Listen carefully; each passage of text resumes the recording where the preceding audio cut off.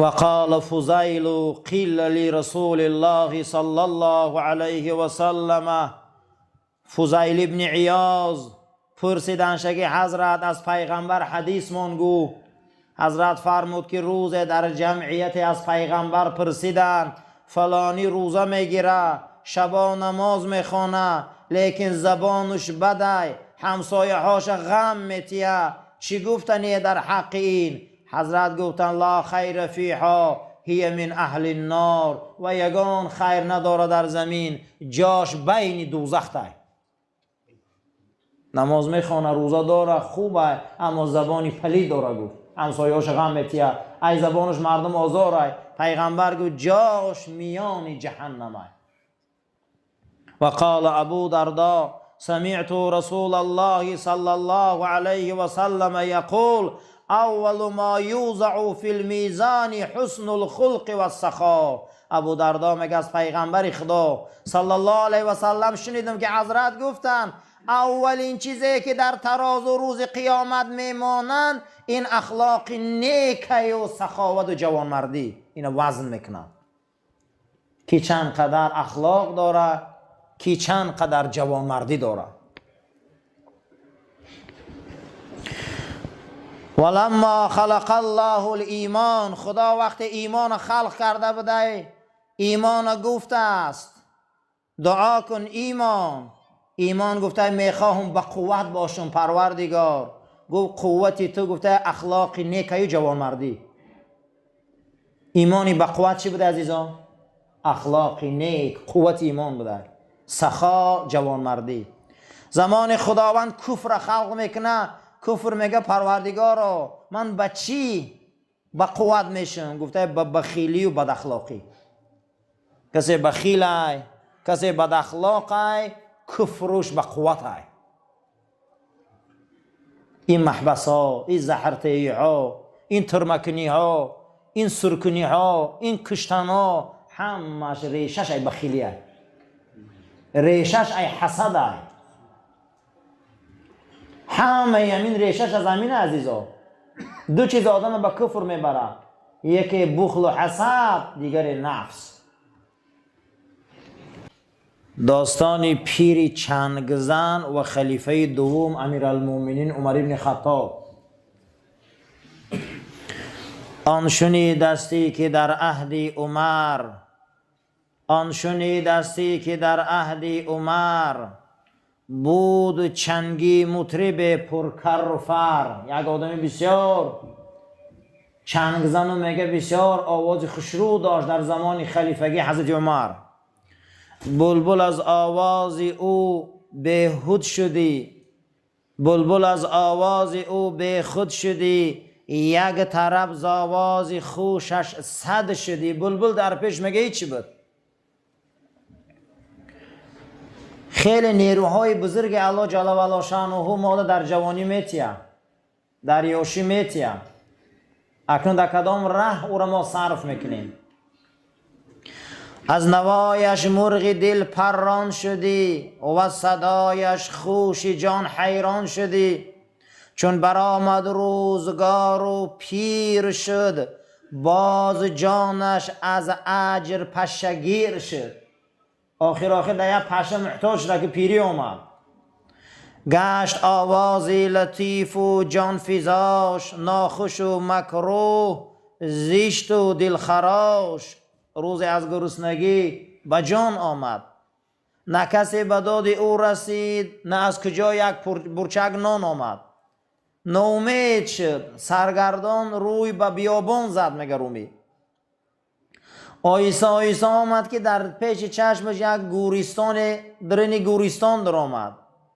چنگ خودش بغل کرد، ناله را سر کرد. چنگ زنان گفت ای خداوند، ای پروردگاری که نیازی همه را تو میبروری، 70 سال من گناه کردم، تو مرا رزق دادی، گرسنه نماندی. 70 سال در معصیت گناه بدم، تو مرا رزق دادی. امروز اگه نه رزق مونده، نه از همون امید مونده، نه از همون چیزه مونده، نه از همون آواز. اگه امروز به تو رو میبیارم، 70 سال در معصیت بود، امروز به تو رو میبیارم. اکنون همین سحره که در قبرستان خستم برای تو چنگ میزنم، همین روباب اگه برای تو میزنم. 70 سال برای خلق زدم، فایده شدیدم، اگه همین سحره برای تو میزنم. نیست کسب امروز مهمانی تو هم، اگه هیچی نمونده دیگه مهمانی تو شدم این سحری. چنگ بحری تو زنم کانی تو هم، همین چنگ برای تو میزنم اگه تو من آفریدی. چنگ زد بسیار و گریان سر نهاد، گریان اکر وقتی چنگ زنیشده. چنگ بالین کرد و بر گور فتاد، یک گوری چوکیدگی بود، میگه چنگ چتگی سر کرده همه جدا خوب رفت. پیرگریان روی افتاده بسیار معیوس و ناتوان خوابش بود. در همین زمان امیرالمومنین عمر ابن خطاب هم مونده شدگی بود. حضرت هم میگه داخل خانه خوابش در آمده، کورپچه را دراز کرد، میگه حضرت سرشمان خوابش برد.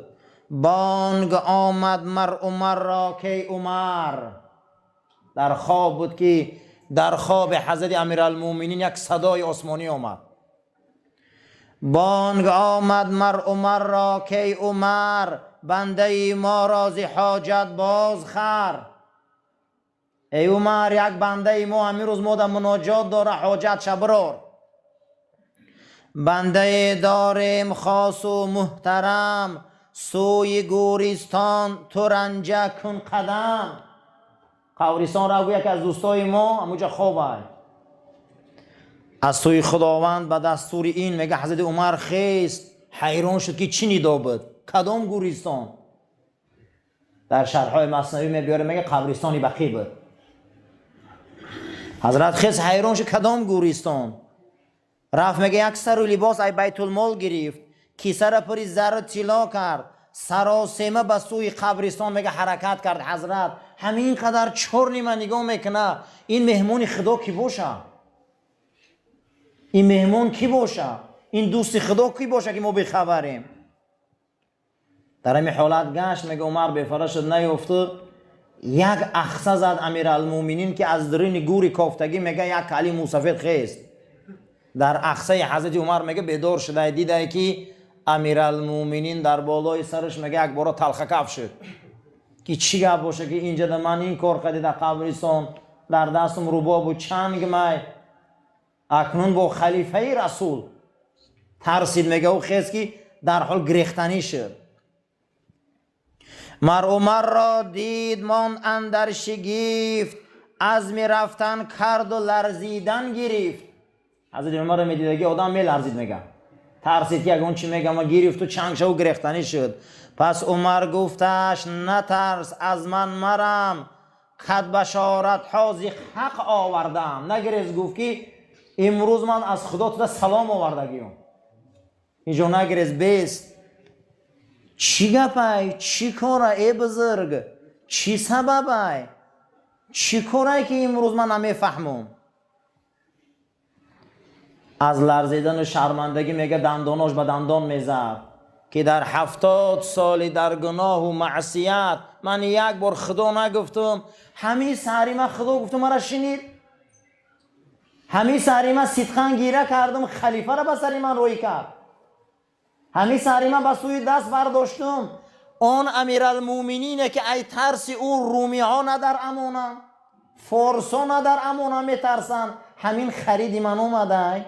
پیر میگه لرزید، چنان لرزید داد حق عمره که هر روز از آن، کس نداند قیمتی آن در جهان. خدا عمرت میتیه در 76 سال معصیت میگذرانی، قدرش نمیدانی. اون روزی که تی یه بار خدا میگه همون روز به سریت خدا امپراتور رو روی میکنه خدمت چکنه، خداوند خلیفه ها رو روی میکنه که خدمت چکنه. از شرمندگی میگه در زمین زد، گریه کرد. داد حق عمره که هر روز از آن، کس نداند قیمتی آن در جهان. خرج کردم عمری خود را دم بدم، در دمیدن جمله را در زیر بم. عمری من در همین خیل گذشت گفت، عمری من بهده گذشت. بعد همو چنگ پیش آورده گفت ای بدبخت چنگ، 70 سال تو مرا ای خدا دور کردی، تو مرا ای رسولم دور کردی، تو مرا از راهم دور کردی. همو چنگ گرفت میگه که زد در سنگ میده میده کرد که من یک سحری خدا گفتم اومده خلیفه را روی کرد. چون زی قصه حالی پیر اینجا رسید، پیر و حالش روی در پرده کشید. پیر دامن رازی گفت و گفتشان، نیم گفته در دهای او بیمان. میلرزید پیر میگه و دامناش تازه میکرد، دندانا و دهناش میلرزید، دیگه هیچی گفته نمیتونیست برای آنکه حیاش آمد از خدا.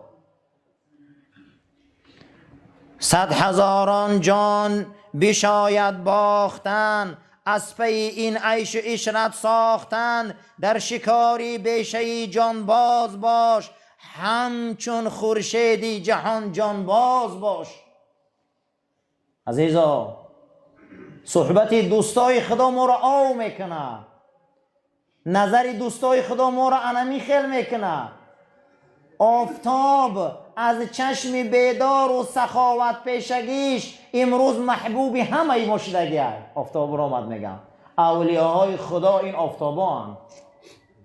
خدا به دست اولیاهاش راهی میکنه که خدمت کنه اولیاها را. پیر میگه میلرزید در وجود آدمی عقل و روان، میرسد از غیب چون آبی روان. پروردگار برای ما عقل داده و روح داده. این روح و عقل اگر ما تربیت کنیم قیمت عمر ما ندانیم، رنگ امیرالمومنین باری خدا هم در خواب ما قدیم گپ بزنه. امیرالمومنین هم انسانه، لیکن افسوس از تربیه بد، از اخلاق بد، از رفیق بد، از برنامه بد، آن نوری را که خدا در بدن من داده نام او روح های. نام او چی های؟ روح. قل الروح من امر ربی، رسول محمد صلی الله علیه و سلم ترا میپرسن از روح، بگو برای آنها که این روح از جانب خدای ما هم نمیدونه میره. آدم در تو دم از روح خدم افتاد. در بدن ما روحی هست عزیزا، اگر او را تربیت کنی که در خواب از آسمانی بالا صدا میفهمی. امیرالمومنین صدای ملکوتی آسمانی را فهمید که خلیفه عمر خیز که این عاجز و ناتوان آمده. تربیه اسلام همین است. 70 سال در معصیت میری، 70 سال در گناه میری، 70 سال در بخدایی میری، اما یک صبح میخیزی، دست میبرداری و شرمندگی اظهار میکنی، با وی دروازه رو میکشه میگه بیا بیا خوش آمدی. اون صحابه یک روز پس از جنگ احد ازدواج کرده بود. همون شب زفافش بود. سحری اذان داده شده اعلام جنگ احد در کوچه های مدینه بلند شد که مردم اسباتان میانش سخت کنه، شمشیراتان در غلاف کنه، اکنون در احد جمع شده. این امر خدا و امر رسول وای. این صحابه زنش قصه میکنه سراسر موار خیست، از جنابت غسل کردگی نبود، اسبش میانش بست، زریحاش پوشید و میدان جنگ رفت با بدن جنابت. در همین جنگ یکی از همه 70 تن شهدای احد کشته شد. جناب پیغمبر صلی الله علیه و سلم گفت الان سعید من دیدستم ملائکه ها از آسمان آمدن از جنابتش غسلش دادستیم. شما ایره نمیبینه گو در صحرای احد. من الان ملائکه دیدستم که با تشتای طلایی، با پلتنسه های بهشتی این شهبچه رو تازه دارن، این شهبچه رو پاک کردستیم. الان این صحنه رو من دیدستم. این صحابه بود که غسل او را ملائک داد.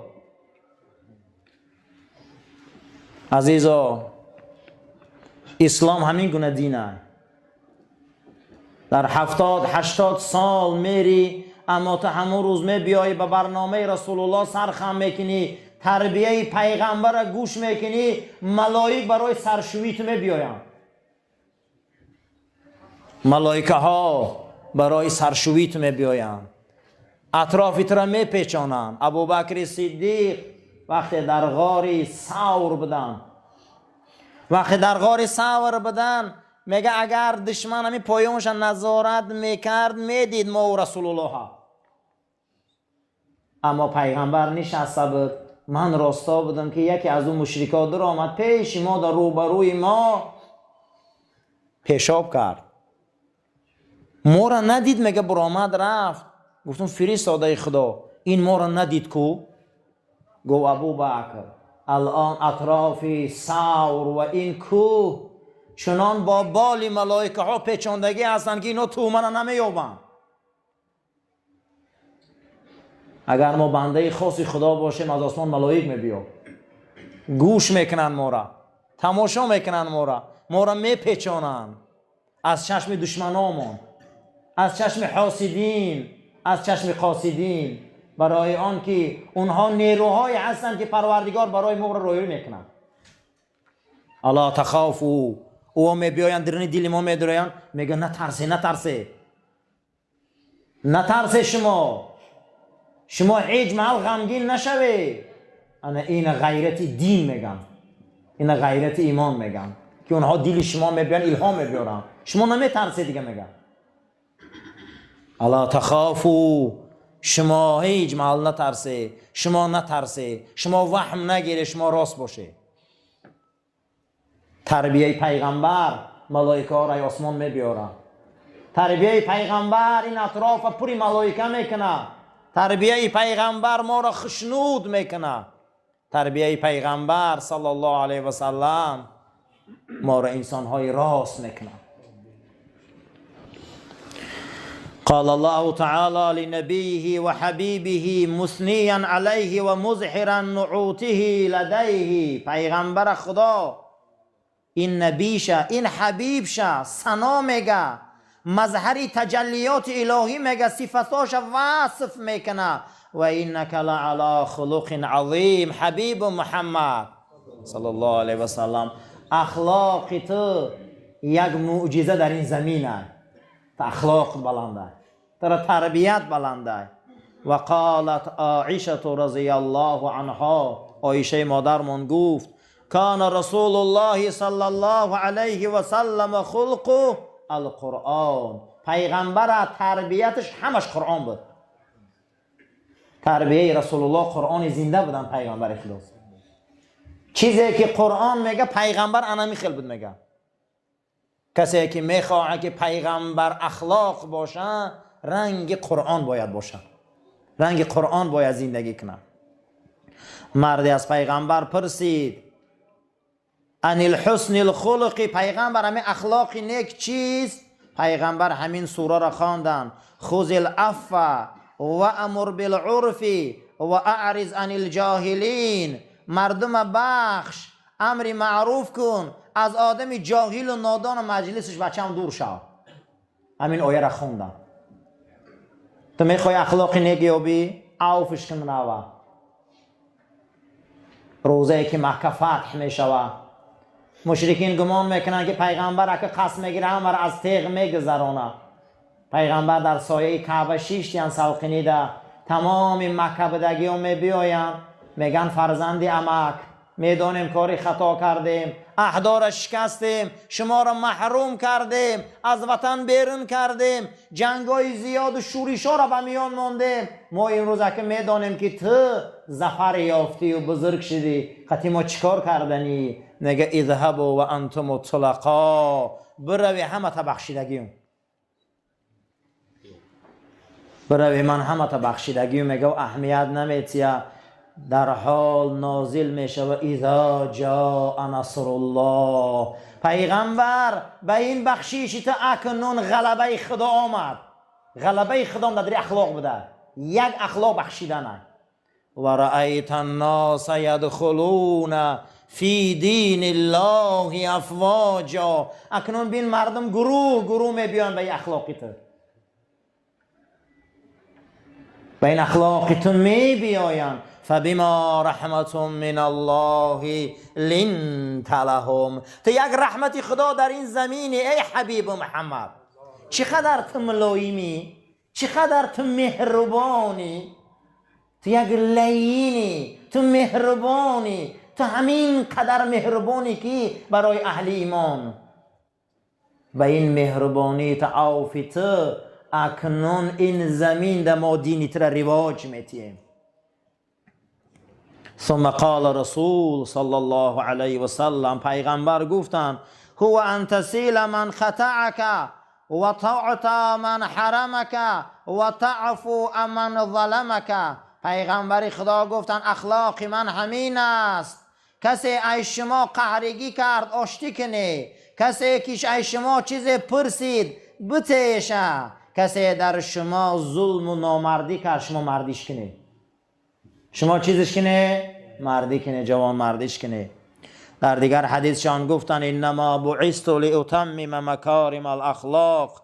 من برای او پیغمبر شدم که شما را به اخلاق نیک رسانم، شما را به اخلاق نیک رسانم.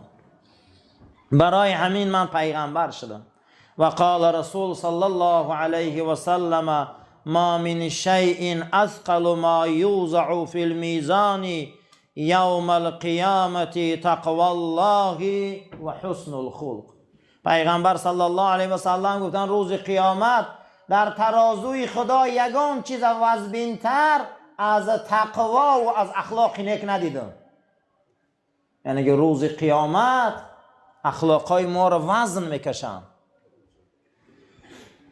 و جاء رجل الى رسول الله صلی الله علیه و سلم، مرد پیش پیغمبر خدا آمد گفت دین چیست؟ پیغمبر گفت اخلاق نیک.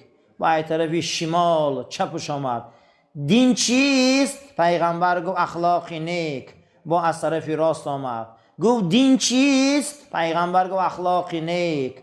بعد از او از پشت رفت داد زد که دین چیست؟ گفت اما تفقد شما تو نمیفهمی. این کرد دین گفت همینه که لا تغضب، غضب نگیر. دین معنیش برادرها یکش اخلاق بده.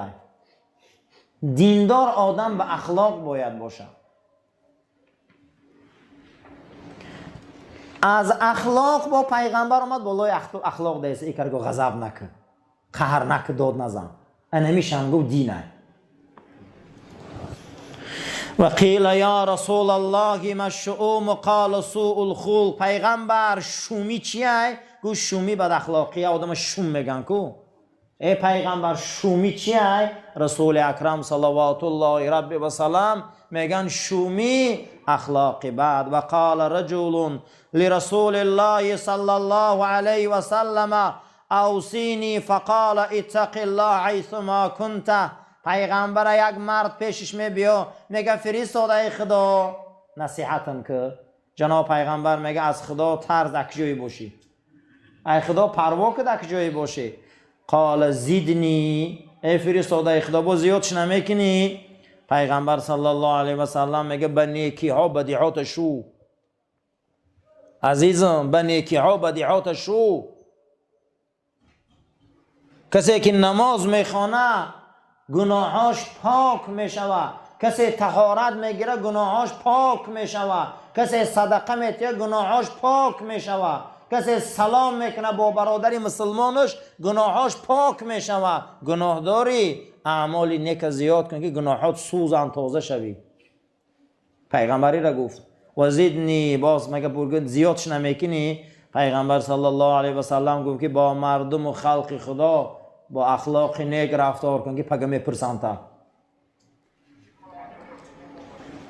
این خلق خدا از ما متهم نیست، این مخلوق خدا از ما متهم نیست که در حضور میزنی و داد میگی و لعنت میگی و در شقارت میکنی. ما بسیار ظالمای بد داریم، حقارت های به معنی میکنن. پیغمبر ما میگه فردا میپرسند این حقارت ها. پگاهی او زبانات میکنن. اگر در پیش خدا چی جواب میده او دشنامات؟ وزیدنی یا رسول الله، زیادش نمیکنه فرستاده خدا. مردم قد معامله خوب کن. گفت که پگه میپرسن تا فرق نداره وای مسیحی ای وای یهودی ای وای بت پرست ای وای اتئیست ای، وقتی که تو دشنام میکنی پگه جواب میدی نزد خدا دا تو حق نداری.